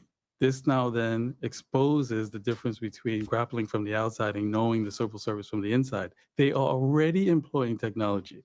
The problem is that the technology they're employing isn't working. So they need to get back to a system and, in fact, From my civil service contacts, the system actually that they were using prior to this is one of the things the government has to grapple with, that you don't need necessarily a fancy system. The system that they had previously was actually working better. So the new one that they've implemented is frustrating employees. It's frustrating employees and returning you back to paper. So what needs to happen is to employ sensible technology. You don't need to have it completely state of the art, as long as it works and applications can go through. But more important to that is remembering the end game. The end game is to ensure that you're matching Caymanians with available opportunities and getting them to the jobs that they are qualified to do. And again, I'm going to keep harping on this, and are not left out with the excuse that they're underqualified. And in addition to that, we also have to ensure that work is working also with other agencies to ensure that you're having the upskilling of Caymanians in other areas and providing them with a wraparound support services in terms of resume writing, in terms of interviewing skills, so that they can then properly show up and be more attractive to private enterprise. Thank you, sir. Question 19, Mr. Ebanks, is for you to start. It focuses on pensions and pension reform. The recent withdrawal from private sector pension funds has depleted the ability for many residents to have enough funds when they retire. What ideas would you recommend to address this future shortfall? Again, it's another one of those issues. If you look back, the chamber debates has continued to arise over and over again for electoral cycles. This is one area where I think the civil service has done itself proud with the Public Service Pension Board, where you have a system that you're paid into and is running excellently. We need to deploy something similar to that effect for the private sector, and then free up pension managers to be able to have, and this has been asked for years and years, just simple tweaks of the pension legislation to allow freedom for investment managers to make more and diverse choices in pension monies, to be able to diversify the portfolio and grow the returns. So it's a high time that we stop talking about it, implement simple changes, and then start to follow a model where the civil service can lead by example here, adopt the model, and move the country forward, because we cannot have a situation where there are Caymanians who are coming to the Government London office in the UK to retire in the UK. That is unconscionable in this society. So they are turning up to functions with students to mingle, which is great for the Cayman Islands Government Office to have these Caymanians overseas, but not for that reason. Not because they could not retire in dignity in their own country because the UK cost of living is cheaper. We can't allow that in this society. So we can't, and then we're losing those seniors to be able to put their minds to work as they pass retirement, where they could be contributing locally. So we're losing the brain drain on both sides. The youth are not wanting to come back, and then the elderly are leaving. So what will we be left with? It's time to move the issue forward. Thank you. To answer the question specifically, which was to actually how do we augment the $400 million that was removed from the pension plan? I think we have to think of how could we augment that by increasing the contribution over a period of time, so it's not a shock. We should be able to do that over a 3-year period, increase it from maybe 5 to 8%. I also sat on the chamber pension as a trustee for a while, and we did a fantastic job in terms of bringing on the cost of actually managing the pension fund. But I think what needs to happen, instead of allowing pension managers to charge on an AUM basis, assets on a management basis, you should be on a performance basis. So there's skin in the game. If you perform well, you get paid. That then incentivizes them to be able to make the best judicious decision when it comes to investing. The second thing that needs to happen, in my view, is to change the regulations to allow pension funds to invest in Cayman and invest in certain private public sector partnerships, or even a decision to build a hotel. There are lots of pension funds now that are actually putting money into Cayman because of the attractiveness of it. They're funds, they're companies that have been set up in Cayman using pension funds from other countries or neighbor countries to invest in Cayman because of the level of returns that they get and the security that they get. Yet we are not doing that with our pension funds. I think so. There are three critical things. Increase the contribution over time that will help augment it and bridge that gap. Second thing is to force investment managers and the pension funds to be able to look at instead of an AUM model as a performance-based model, And the third is actually to allow them to invest in our own country, which will then help us to actually get better services and allow for greater returns from our own country. Thank you. Well, I have the pleasure of the last question of the Oh, evening. you do? And, I love it. and once again, I'm going to Yeah. start with you, Mr. Mhm. Nicholson-Coe. Yep. And it has to do with a national lottery. Right. So the introduction of a national lottery has been discussed for many years Yep. as a way of funding education and infrastructure. Right. What's your view on introducing a national lottery? Right. That's a great question. And I'm happy. I thought it was more questions than 20, but thank you for that. But so the question is from a natural lottery. If it works financially, yes, I think it's something that we should look at. I mean, it has worked in other countries. It has worked in other states. Florida Lottery provides billions of dollars to education. But I think we have to look at maybe perhaps other things as well. Let's look at the sovereign wealth fund and create that wealth fund, sovereign wealth fund, and have it managed separately and apart from government. So when we have issues related to education, other capital projects, they can be used. We could use that fund to actually help to augment government's revenues. Because if at the moment government's cost expenditure is $827 million, revenues were $789 million, the deficit about $35 million, which is fantastic. But I think it was an anomaly because of the injection, the $200 million or $400 million of pension fund that was injected. If you multiply that by 4 from a multiplier effect, that's like over $1 billion into the economy. It actually created an anomaly. It created a consumption base that may not have existed had we not had that pension withdrawal. So my view is that we should look at the lottery, and if it does work economically and it works from a business case perspective, of course, because but it has to be earmarked for particular things. It cannot be used to do other things. But let's look at other things. Let's look and find out how we can create a sovereign wealth fund. Let's look to see how we can do this. Let's be creative in our thinking process and understand that some of these problems are not going to be created by policy. We're going to need fantastic thinkers from the financial industry to be able to help us to do this. And we have a myriad of people in Cayman that we can tap into, that we need to start utilizing them more and understanding that those persons are here for the long haul as well and want to create the right things for the country.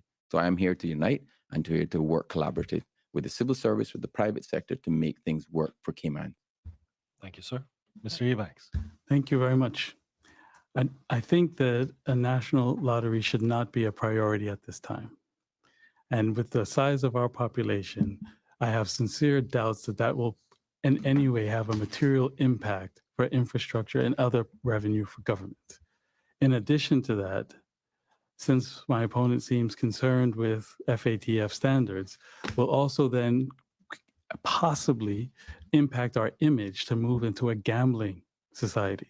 And then if you move into that realm, then you then might be able to bring in social problems that we may not just be ready for.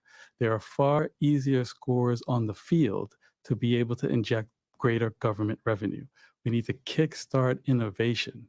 We need to get going with the national energy policy to create a forum where we're going to have jobs that you're going to need people power to put on solar panels. You're going to need people to build wind farms. That creates an entirely new leg of the economy with employment and real jobs and a new skill and trade. So we don't have to just gamble. We're now in a position where we are now upskilling Caymanians to really be part of the workforce in a way that actually helps the environment. In addition to that, let's continue to encourage the digital infrastructure, build in tech and STEM, embedding that into the education system. That is going to create a whole other bedrock of jobs that will allow Caymanians to flourish. So I don't think we need to gamble with our future. I think we have a reasonable underbelly of industries that are ready to be lit on fire if we give them the resources and the tools and the regulations around it to set them free. Thank you. Thank you very much. Thank you. That was the final question for this forum. After this short break, we'll have closing remarks from each of the candidates. Please stay tuned.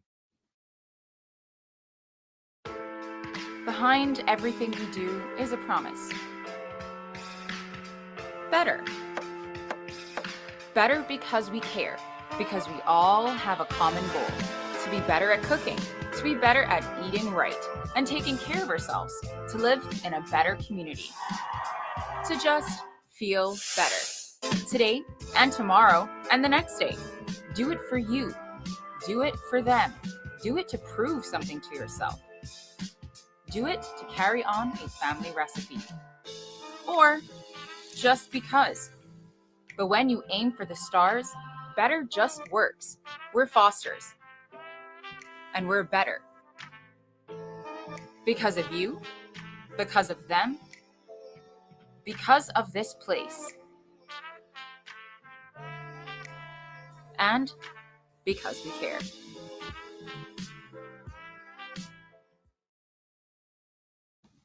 Welcome back to the Chamber of Commerce Candidates Forum for West Bay South. Reach the station this evening where we're going to have closing remarks from each of our candidates. We're going to begin with Andre Ebanks. Thank you.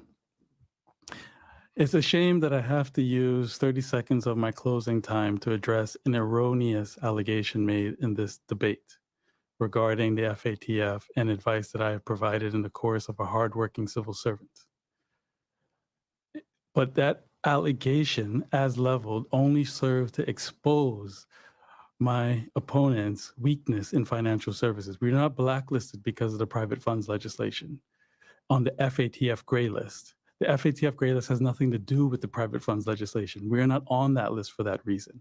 And in relation to the private funds legislation, I never penned a letter ever stating that we never ever comply. It was a more legalistic argument in the manner in which we comply. But it is disturbing that your professional integrity is put on the line when you've served your country in your best interest where there's reasonable grounds to debate, to have your integrity called into question.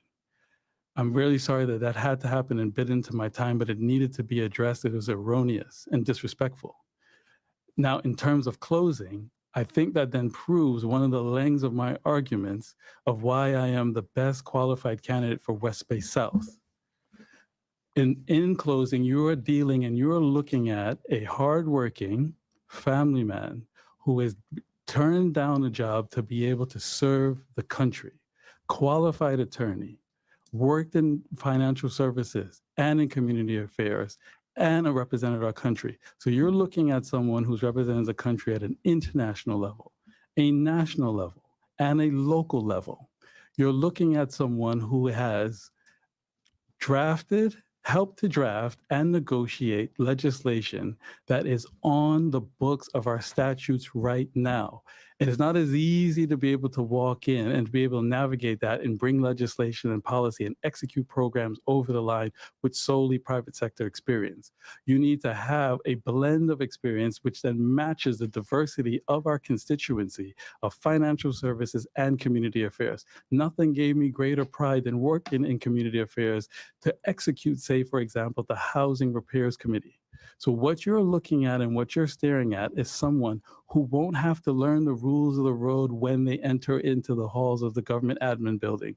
You're looking at someone who is ready, no knees, no on-guard training, and going to rely just on private sector experience and thinks that that cuts it. Thanks, Will. The Mr. country Raul is Nicholson-Coe. okay. Thank you, Will. It's the country's at a crossroads, and there are tough decisions that are going to be made. And just to clarify the point, I wasn't talking about lottery in terms of gambling. I was talking about the question was specifically on lottery, it wasn't about gambling. So I think that needs to be clarified as well, and that was my response. But the country is at a crossroads. We need to be able to fix the fundamental issues that are affecting our Caymanian people, the people that are elderly, the Caymanian youth that are struggling to understand how to survive in this new economy. We need people that are thinkers and strategists. We need people that can understand broad-based issues that have worked collaboratively with people from the civil service. I have great friends in the civil service. In fact, today I got a call from a very senior civil servant who's just elated that I've decided to put my hand in the political arena, because I've worked with them for so many times. I've had nothing but amazing experience with the civil service, even during COVID. So I understand what they have to deal with. I also understand how to work collaboratively with people. I have worked with multinational corporations. Now we have the ability there are lots of investors looking to come to Cayman. We need people that understand economics, understand business, to be able to create an environment where not only is business successful, but the benefits that accrue to our Caymanian people and our true Caymanian people is beneficial to them, not only today, but in perpetuity. We cannot think of agreements that are done through policy. We need to have business leaders, people that understand these things and have negotiated deals that will allow the Cayman people to benefit, that give them true opportunities, that ensure that when we decide to build, Caymanian entrepreneurs are given the opportunity to be successful.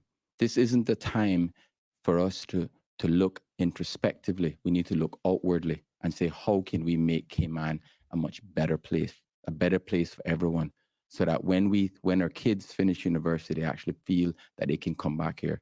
So this is a fantastic job for me.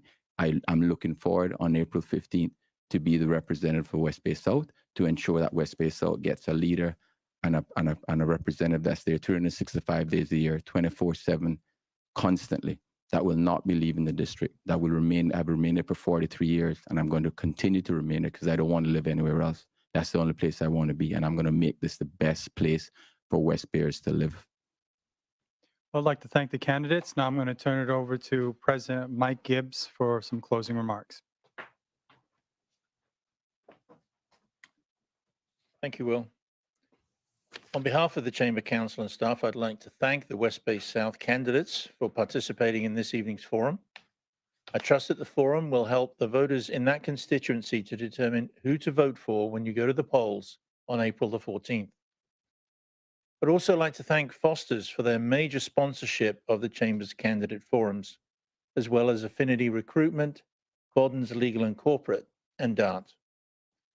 If you're interested in viewing more of the Growth Matters video series that have been playing during tonight's commercial breaks, they can be viewed at growthmatters.ky. Please join us Friday evening as we welcome Joseph Hugh and Johan Moxon from the constituency of Georgetown North. Thank you for tuning in, and I hope you will join us tomorrow evening at the same time. Good night. At Bay Market Cafe, we know life can get in the way of good food, so we're here to offer a hand. Online ordering is back, and this time, it's better than ever. If you overslept and are running out of time, order online and pick it up. Raining? Get it delivered. On your way to go there or do that, order and pick it up. Sun scorching? Meeting? Get it delivered. That way, you can spend more time doing this or that with him, her, they, and them. So whether you need your morning coffee, you're craving a red velvet donut, ramen, a lamb burger, or a falafel pita, order the food you love and skip the line. Pick it up or have it delivered. That's Bay Market Online.